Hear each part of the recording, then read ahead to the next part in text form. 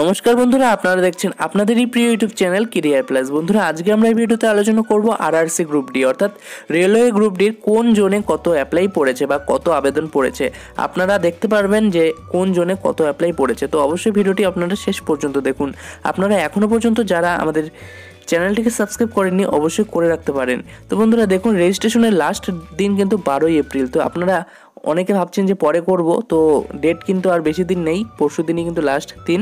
তো 12ই এপ্রিল এখনও পর্যন্ত যারা রেজিস্ট্রেশন করেননি তাদের জন্য এই ভিডিওটি খুবই হেল্পফুল হবে। আপনারা বুঝতে পারবেন কোন জোনটি সেফ হতে চলেছে। এছাড়াও যারা অ্যাপ্লাই করেছেন তারা দেখতে পারবেন তাদের জোনে কত অ্যাপ্লাই পড়েছে। তো নিউ রেজিস্ট্রেশন আমরা ক্লিক করব। তো আমরা কিন্তু 3টি জোনে রেজিস্ট্রেশন করেছি।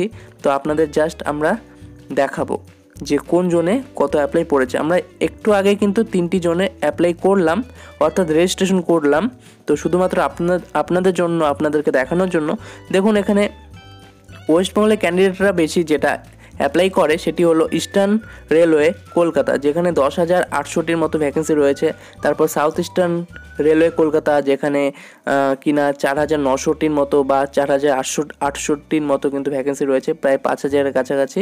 এবং north east frontier railway Guwahati, এই 3টি জোনেই কিন্তু ওয়েস্ট বেঙ্গলের ক্যান্ডিডেটরা বেশি অ্যাপ্লাই করে, বা 90% ক্যান্ডিডেটই কিন্তু এই 3টি জোনের মধ্যেই অ্যাপ্লাই করবে, এর বাইরে কিন্তু করবে না কেউ।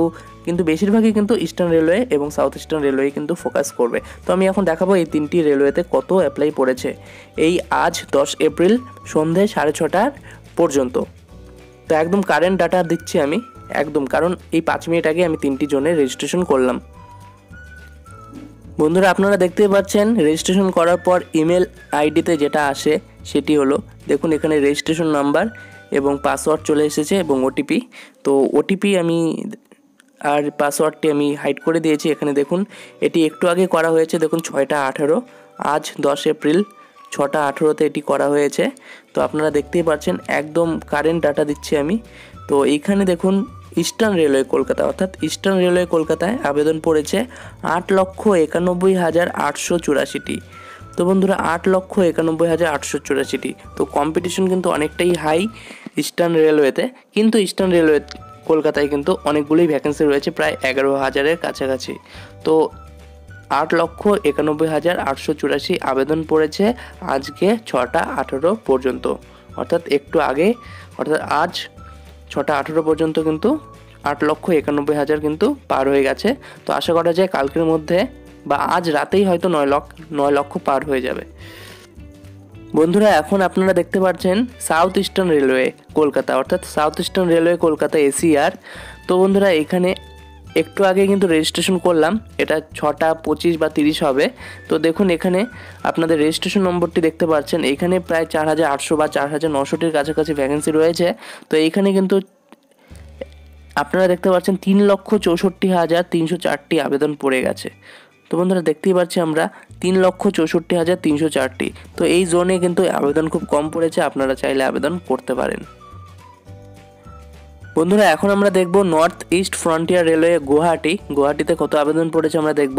দেখুন রেজিস্ট্রেশন আইডি 2,75,239। তো এখানে কিন্তু খুব কম আবেদন পড়েছে, যদিও গুয়াহাটিতে অর্থাৎ নর্থ ইস্ট ফ্রন্টিয়ার রেলওয়েতে খুব কম ভ্যাকেন্সি রয়েছে, 2,800টি 2829-এর কাছাকাছি কিন্তু ভ্যাকেন্সি রয়েছে।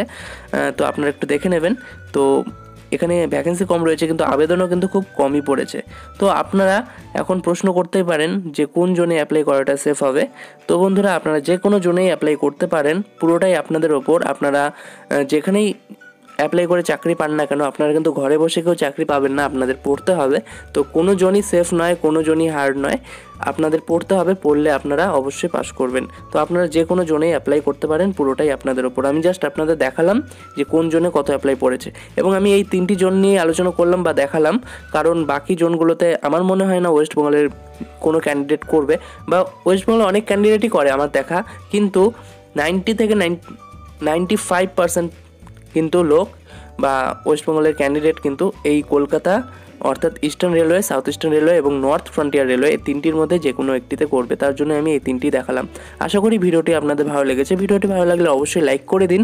আমাদের কেরিয়ার প্লাস ইউটিউব চ্যানেলটিকে যারা এখনও পর্যন্ত সাবস্ক্রাইব করেননি অবশ্যই করে নিন।